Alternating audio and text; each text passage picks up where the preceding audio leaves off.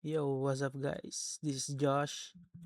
Ngayon nga ituturuan ko kayo kung paano lumebel dun sa mga player na available at level 40 or higher or any level na hindi na kayo makapag-quest.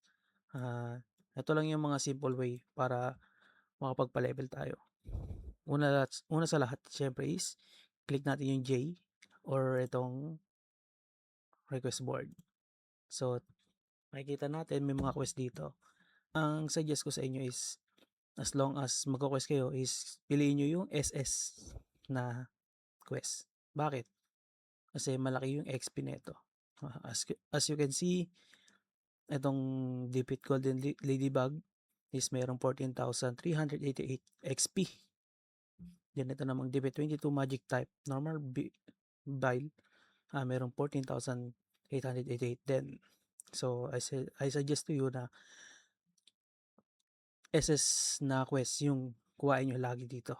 Then, para makakuha kayo ng SS na quest is kailangan nyo i-update.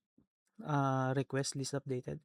So, click nyo dito sa part na to is mag-update yung list ng quest dito. So, refresh lang na refresh hanggang sa makakuha kayo ng maraming SS na quest.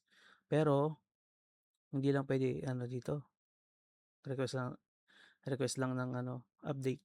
Kasi as you can see dito, makikita nyo is 10,000 na yung kada refresh ko. So kada refresh ko dito is lalabas, mabuwasan ako ng 10,000 na coins, which is nasa inyo na yan kung paano nyo gagawin. Pero ayun nga, so tatry natin, pakita natin sa inyo kung paano nga yung pag-quest na yan. So putok na tayo sa Capital Elim, punta kay Coricos.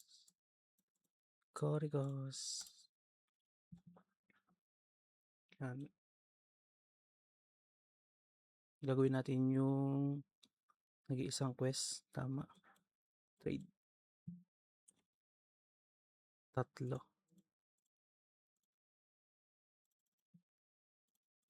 Tingin lang kayo dito kung ano yung kailangan nyo. Siyempre, iabot na 3. Piling ko ito. Kaya yan. So, kailangan pa ng isa. Valid. Mahirap. So, yan. Tapos, bibigyan tayo 14,000 na XP. Makikita nyo yung XP ko sa baba. Yan. Laki rin na dagdag. So, kung ulit-ulitin nyo to, is level talaga kayo dito. So, yan.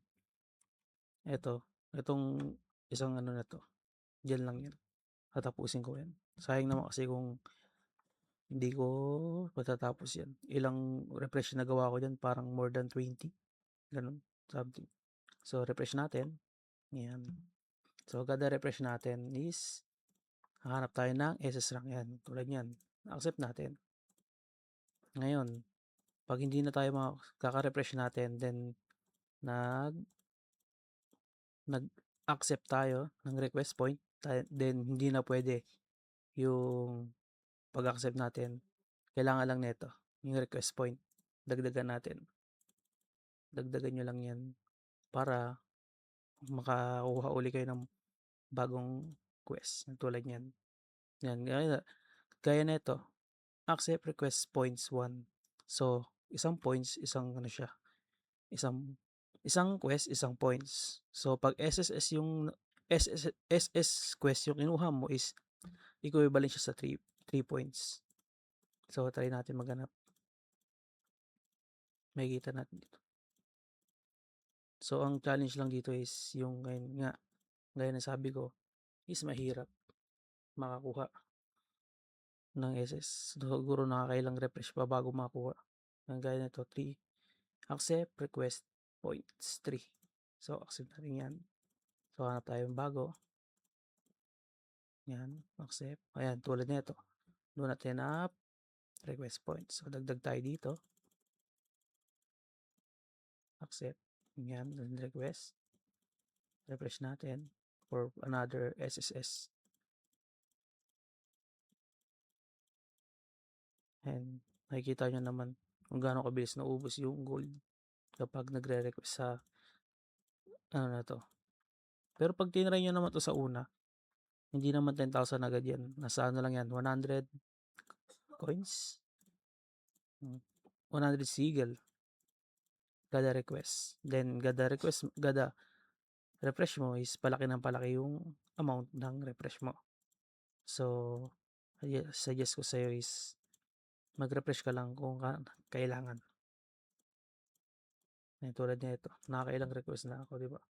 Wala pa rin lumalabas. Balik tayo. Ay, sayang. Ayan. So, pala tayo sa ladybug. Dito na lang. Then, TP tayo.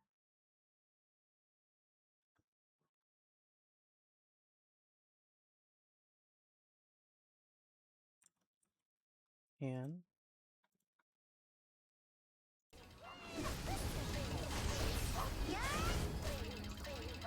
Ayan, magkukis lang yun dyan. Gada kill. Then, dito naman sa ano, yung magic type normal bile.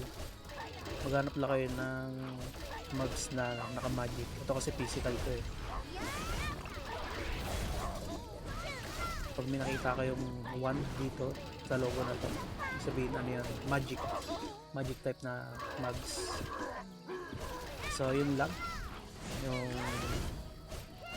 tips natin kung paano tayo level kung ang quest natin is tulad nito na kailangan natin level muna bago mag-proceed sa next quest. Once again, this is Josh. Maraming salamat.